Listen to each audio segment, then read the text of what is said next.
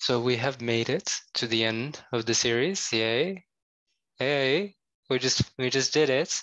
I just did want to, leave you some info on stuff that you could learn next if you wanted to, if you were so inclined, if you wanted to make some cool projects, especially working with images and text. That's all the rage these days. So when it comes to stuff to learn next, I know very professional. There's two big classes, and then there's a few, thingies everywhere. So first of all, the two big classes. The first one is computer vision, working with images. The second one is natural language processing, working with text. Processing, there we are. I'm going to start with computer vision. So when it comes to computer vision, the fundamental building block is the convolutional neural network, CNN, convolutional neural network. It uses a special operation called the convolution. It basically just extends off of a regular neural network in a way that is more efficient for images. So if you wanted to learn about computer vision, then I'll leave a course in the description about CNNs, and it's by Andrew Ng, machine learning rockstar. So I liked it. You might like it too. So there you are. That's like the basic building block that you need to learn about. After you've learned about that building block, then as ever, there are some case studies, some standard models to look into. You don't need to worry too much about it. These are just random words right now. So just, keep this in mind. Hey, this exists, and you don't need to worry about anything else. Cool. Now, in the course that I will link, it will teach you about all this. And just as a preview, the types of things that you can do with computer vision. One task that we haven't looked at with our neural networks, it's called object localization. So let's say I have an image of a car. Where in the image is the actual car? It matters. Is it to the left of us? Is it to the right of us? Because we don't want to, get our self-driving car to steer to the right if the car is on the right. We got to figure out where in the image is the car.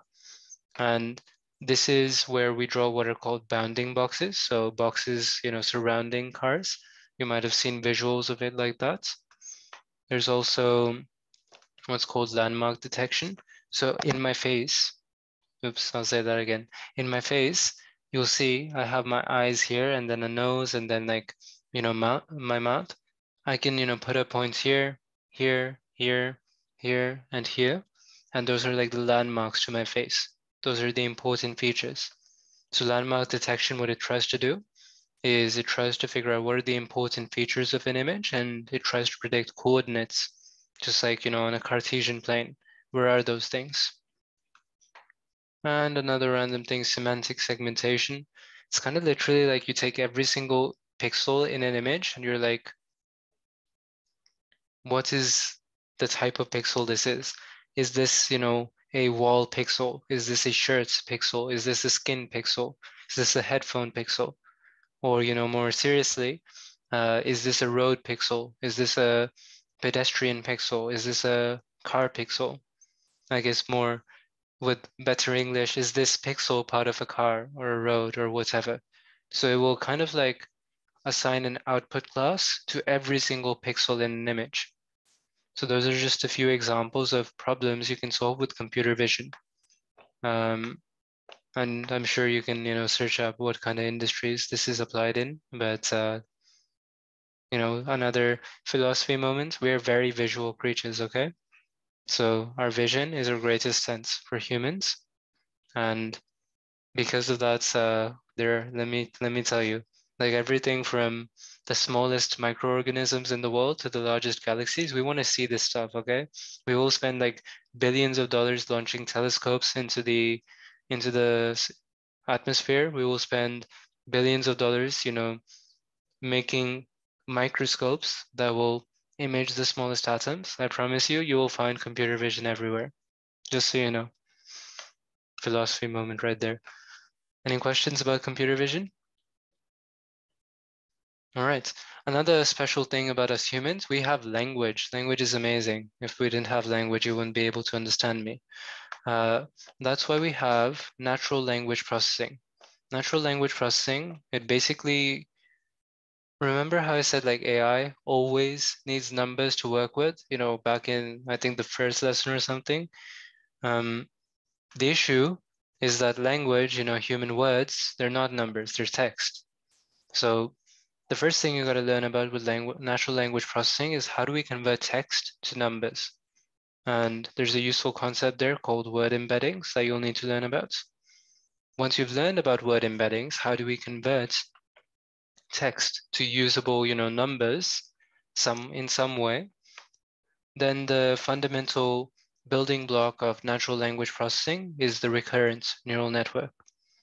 Recurrent neural networks, just like convolutional neural networks work in images, these one work in series of data, whether that is chunks of audio, whether that is words in a sentence, whether that is characters in a word. Recurrent neural networks just work with series of data, and they're again like extensions of regular neural networks, so they have special capabilities. As ever, there are a few, architectures that you can look up. I'm not going to explain them. With symbols and acronyms. Don't worry, they're not as complicated as they first look. This is called a gated recurrent unit, long short-term memory, bidirectional recurrent neural network, and deep recurrent neural network. Just if you want to search those things up, I'm not going to bother to explain what they are, but those are some things you can learn about. And one example problem that you could work on is language generation, maybe even speech synthesis.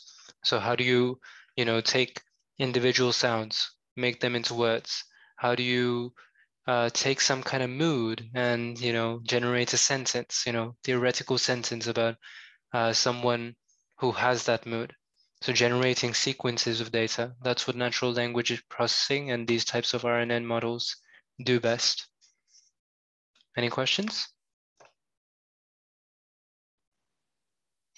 So these things are often called sequence models because they work with sequences of data. I'll leave a course on sequence models as well.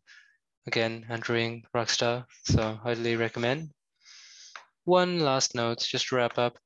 There are all these other things that you can look at. These are just like, a very, very small minority of examples, but common enough. I even haven't looked into generative GANs, generative adversarial networks. So it's very much, which problems do you want to work on? You can explore that area deeply, but these are some things. This GANs, they're used for image creation, not just image creation, just creating content, basically creative content. Style transfer, it merges, think of it as merging two types of content. Autoencoders are used for compressing information. You can search these up on and on. All of these are used for different problems. So based on which problem you want to fix, you have to use a different algorithm. Make sense? All right. So that is it. That is all the information I have for you. I hope, this series was useful for building some intuition. There is a lot more to learn. Don't worry, you're not at the end of your journey. You could always keep going, learning more. Did want to say, at the end of the day, I wanted to leave with this cartoon, which I didn't get to start with. And I think, now that you know a little bit more about AI, you might understand it better.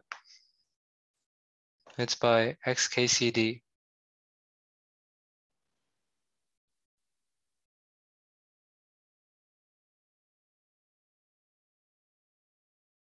So yeah, this is, this is the big AI thing. This is what everyone's so hyper about.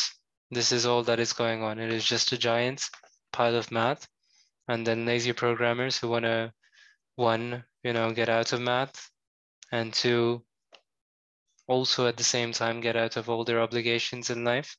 And sometimes they choose the math over the obligations, or mostly they force PhD students who are unfortunate enough to be the poor saps who have to go through all the math and create the tools like PyTorch so that the rest of us don't have to don't have to work with the math. So yeah, this is machine learning, this is AI.